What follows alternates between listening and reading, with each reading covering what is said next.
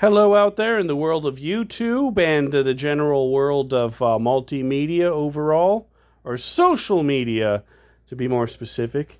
And yesterday I had a nice day out and I caught up on a couple little things, and mainly it was my selfish day, and I caught up on some fast food, and I left the house a little early. Why?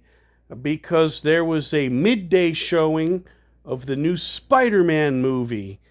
And I'm used to watching movies in Spanish, but they had, it's only one, for that afternoon, they had one showing of the subtitled Spider-Mans with English dialogue. So I could cheat with English because I grew up a spoiled American, and yeah. But it doesn't bother me if I have to, watch something in Spanish because I'm used to it. But it was nice to kind of have a little break. And I don't want to say I'm homesick for the U.S., but, just a little familiarity and comfort. So, it was really worthwhile. And I saw the limited edition Spider-Man cup in the popcorn bucket, but I really didn't feel like springing for that at that point in time. I'm just being stingy, and wow, I really am a Dutchman. It's an inside joke, as would say in Dutch. It's mijn binnenpretje. So what have I been up to yesterday?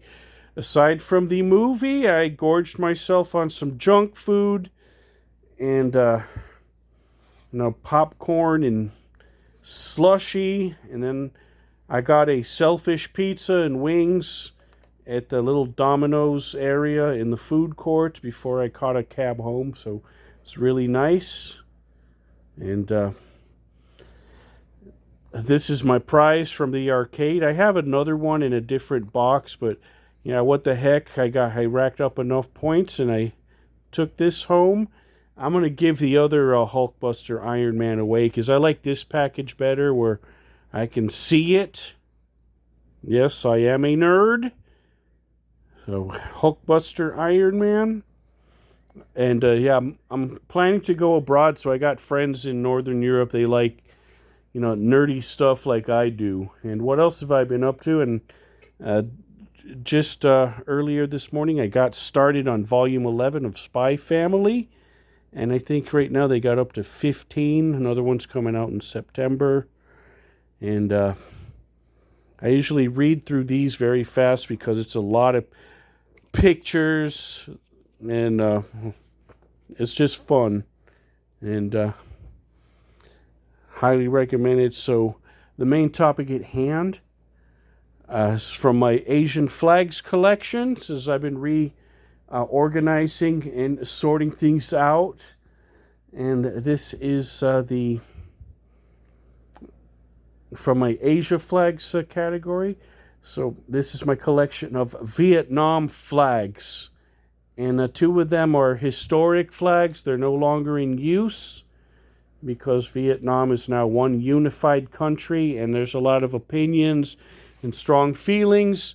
My dad, who I got that flag for after he passed, he was in that conflict, and he told me a lot of stories about Vietnam. And so this is, I got a set of 3 right here. This is the South Vietnam flag. And there's a movie with John Wayne in the 60s, who never served a day in the military, by the way, but he was cast as a military hero, during the 40s, 50s, and up to the 60s. It was Green Berets, and it was a very, how would you say, it was more like a propaganda movie than anything, but America was more cynical about military heroism by that, because the hippie generation was around. And that was South Vietnam. This is South Vietnam, and it was kind of corrupt as far as I can tell.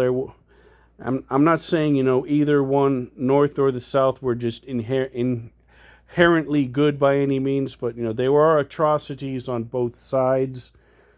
And I know nobody wants to think their country's the bad guy, But as of 1975, this fall of Saigon, South Vietnam ceased to exist.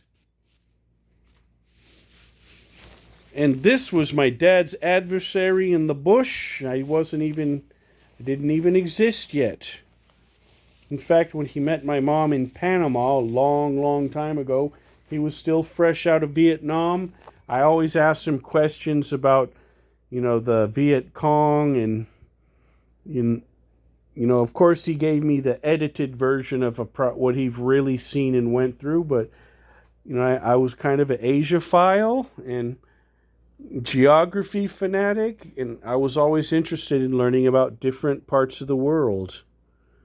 So a lot of what I learned about Vietnam growing up was what, my dad and other vets told me, in his little group when I was a kid.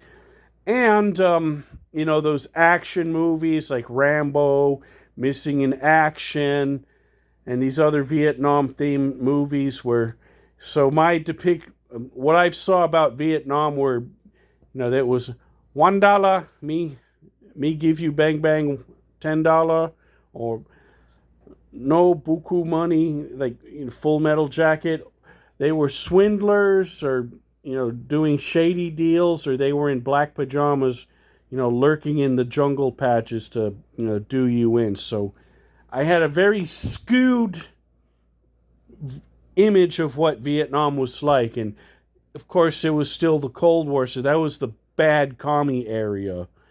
If you asked me if I wanted to go to Vietnam when I was a kid, I would be like, no, they're commies, no, bad. But relations have cooled down between, the Western powers, the U.S. and Vietnam, and I know, if there's some bad feelings, and I've also experienced war to an extent myself. I've been in Iraq, so, you're in their country, and a lot of them are not happy you're there.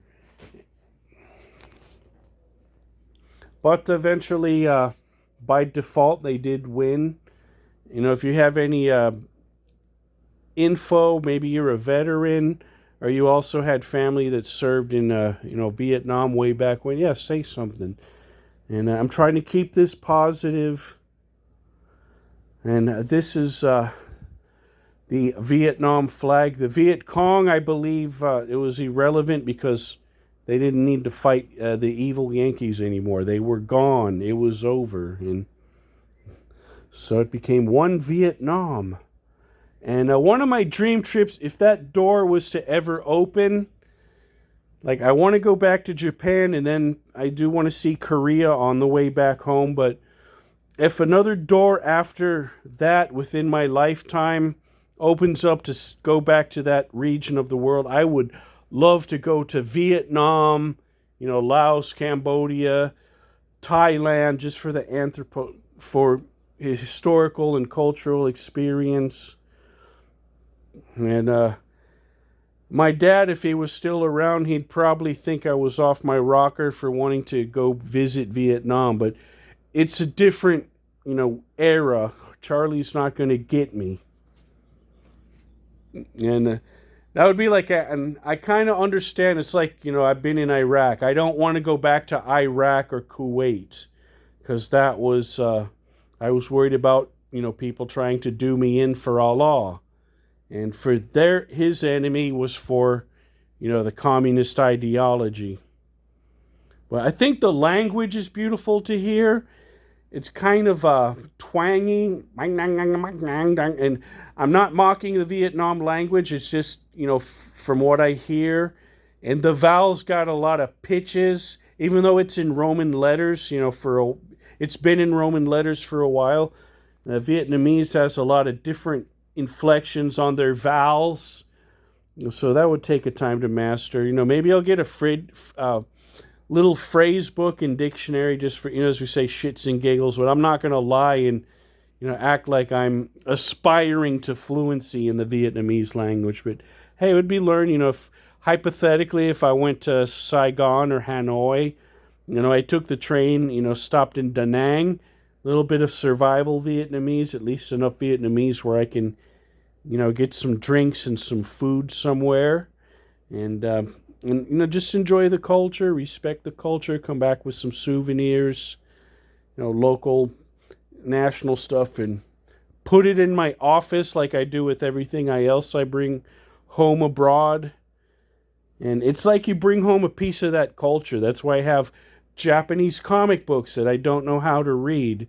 It's like I have a piece of that culture that I brought home with me. Okay, and that's that for Vietnam. If anybody of Vietnamese descent or you're in Vietnam and you want to say something, as long as there's no bullying, you want to give me some more info, school me something, yeah, that's fine. Again, any berating me, any cyberbullying, you're out. Okay, over and out.